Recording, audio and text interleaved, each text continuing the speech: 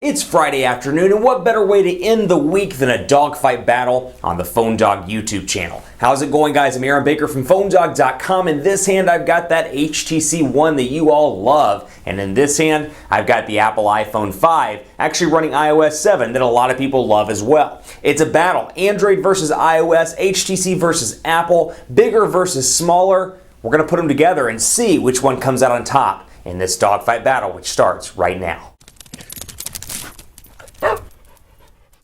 Yes, the Android and iOS battle is still raging on, and to that end, I've got two hot devices in each one of those categories right here on the table in front of me. It's a Friday dogfight. Why not go out in style and start the weekend off with a bang? Here's the HTC One. It's available at AT&T, Sprint, and T-Mobile, and coming very soon to Verizon Wireless. Now, this thing comes in silver and in black, and specs-wise, you're looking at a 1.7 gigahertz quad-core Snapdragon 600 CPU, a 4.7-inch 1080p HD display, and then you've got a couple of different things as well on this device. You've got a 4 ultra pixel camera with HTC Zoe capabilities and blink feed capabilities as well as part of Android 4.1 with HTC Sense version 5. Then you have the Apple iPhone 5 over here, and specs wise a little bit harder to peg, and actually this is our unit, so it's running iOS 7, a beta version, so ignore the software if you will as much as you can. There are bugs. That's not what we're here to cover. We're here to cover the actual device itself and compare it to Android. You're looking at an Apple A6 CPU over here that's clocked at 1.2 gigahertz. That's a dual core CPU. It's got a 4-inch Retina display over here as well, an 8 megapixel camera on the back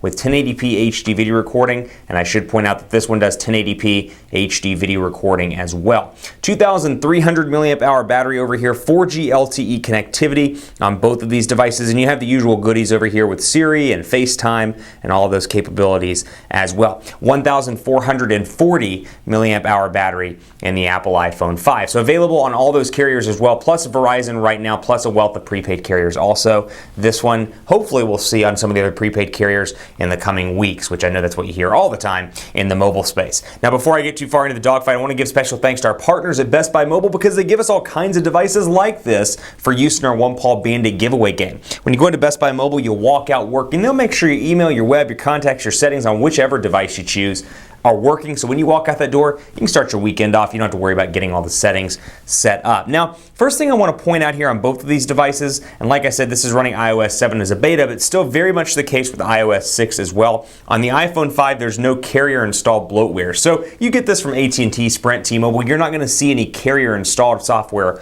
on this device. You're not going to see T-Mobile's My Account, for example, or VZ Navigator or anything like that over here on the Apple iPhone 5. What you will see over on the HTC One, some very basic stuff depending on the carrier version. For example, this is the Sprint model, and you've got Sprint TV and Movies, Sprint Worldwide, and then that's about it on the Sprint side with the exception of Google Shopper, Qualcomm's enhanced application, which are all applications maybe for the device itself and not necessarily a carrier installed application. So pretty clean for the most part in terms of Sprint installed stuff. That's really all you got there to deal with, and beyond that, it's a pretty stock build, or at least from an application standpoint, a pretty stock build of Android with Google basic applications. Now, overall functionality, and first of all, before we start talking about functionality, design is very different to an extent here as well. Now, arguably, this is the most beautiful Android device out there on the market right now. It has a metal build around it, a beautiful display that's 4.7 inches, like I said. Boom sound speakers on the front right here, so I don't know why they haven't done this more in recent years. Speakers on the front, so when you're watching the device, watching a video, listening to music, it's projecting out at you, which is the smartest thing I think any OEM has done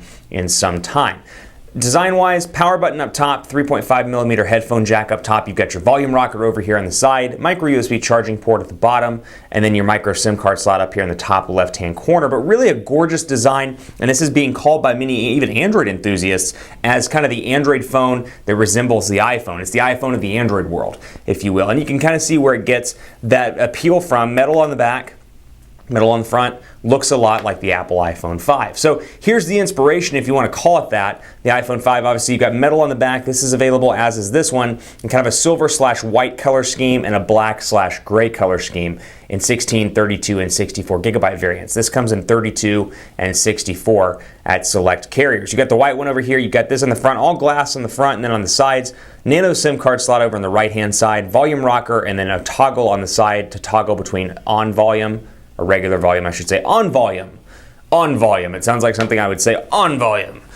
like some voice command or something, but a toggle between normal volume and vibration. And then you got your volume rocker switches up here as well. 3.5mm headphone jack, lightning port, and then of course your speakers here at the bottom as well. It really fits well in the hand, and for a lot of people that like a smaller device, this is going to be the unit to get, because from a travel perspective, travel standpoint, I can move across the display with ease. Over here, 4.7, definitely pushing the balance, but even for me, I can still make it across the display. Where it gets to me, my preferred size actually in my personal life is 5 inches, but then, you know, anything bigger, decent. Anything within that kind of range like this, definitely usable all across the board. So let's jump into the applications as well and kind of take a look at the software differences between these devices. So you've obviously got your text messaging here, those capabilities, and I'll show you what the keyboards look like. And it's obviously, at least for me, pretty easy to type on a 4.7-inch display. And combined with that HTC Sense version 5, you can see the customizations to Android. It does heavily customize it, but I like HTC's keyboard quite a bit. So you've got the portrait version. Here we go, we'll throw it into landscape version as well, so you can take a look at that. And then Apple's iOS 7 version over here in portrait, and in landscape you can see what the keyboard's going to look like when it launches a little bit later in the fall. So we'll start out with the quick brown fox is ready for the weekend, thank heavens.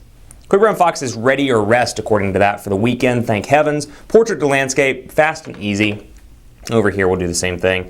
The quick brown fox, happy that it is Friday, gotta get down on Friday, which I totally butchered that one. Gotta get it on Friday. Portrait to landscape mode, pretty fluid on this device as well. And I should have mentioned this a second ago, you've got a back at a home capacitive button down here at the bottom, whereas on the iPhone 5, you've got one physical home button at the bottom, and that's it. But overall input ability is pretty easy on both of these devices. You do get a little bit more option when it comes to the Android device, because you can download third-party keyboard alternatives from the Google Play Store. So the Google keyboard, for example, Swift key, swipe, I can keep going on, and you can download those from the Google Play Store. Now, stock Android not on this device. Sense 5 is what comes out of the box on this version, the carrier version. And you can see, like I said, heavily customized version of Android right here. And then iOS 7, obviously designed by Apple, and the hardware is designed by Apple as well. So it's got a through and through look that is very much Apple, even in the most latest version of iOS. Over here, very similar to what we've seen from Sense in the past and from HTC in the past, but really it's been customized with new fonts to make it look better all across the board, and it's faster to boot, which I'm really impressed with. The notifications bar down here, or excuse me, up top looks different. This little dock area looks different. I can move my applications and my icons around, as you see, and actually in order to do that I have to go into right here, and we'll swipe it right back up. I don't know why it's not taking. Boom. There we go, and now I've got a space where I can bring down Google Plus, for example, and bring it right down here into the notifications bar, though I forgot I actually have to do it from up here as well. So you have to actually do this from the menu. Keep that in mind. I always forget about that over on this device. Let's take a look at the browsers as well. You got PhoneDog.com on both of these devices. We'll load up PhoneDog over on this one and take a look. Pinch to zoom, incredibly responsive on the iPhone 5. Though I will say this page actually doesn't do pinch to zoom, but new features in iOS 7 include new page animations right here, as you can see. And then we'll go back to PhoneDog and do it in portrait and landscape. Fast and easy. That is one characteristic of iOS 7. Very fluid across the board, and you see that even in iOS 7, even in this beta version, I should say, of iOS 7. Now, PhoneDog's loading up over here, but Sprint's 4G LTE is pretty slow, at least in the part of Dallas where my office is. But while that's loading, I can show you the tab format here, and you can see 2 tabs open. I can easily swipe between those. I can open a new tab, and it keeps track of how many tabs I have open with that little number up there in the top right-hand corner. Overall, very easy to use, and like I said, the keyboard is incredibly responsive. Keep it locked on PhoneDog.com. Part 2 will be coming up. We'll be talking about camera, speed tests, LTE connectivity, and more. You're going to want to stay tuned for Part 2 of this Android versus iOS, HTC versus Apple, crazy Friday dogfight. I'll be back soon with Part 2.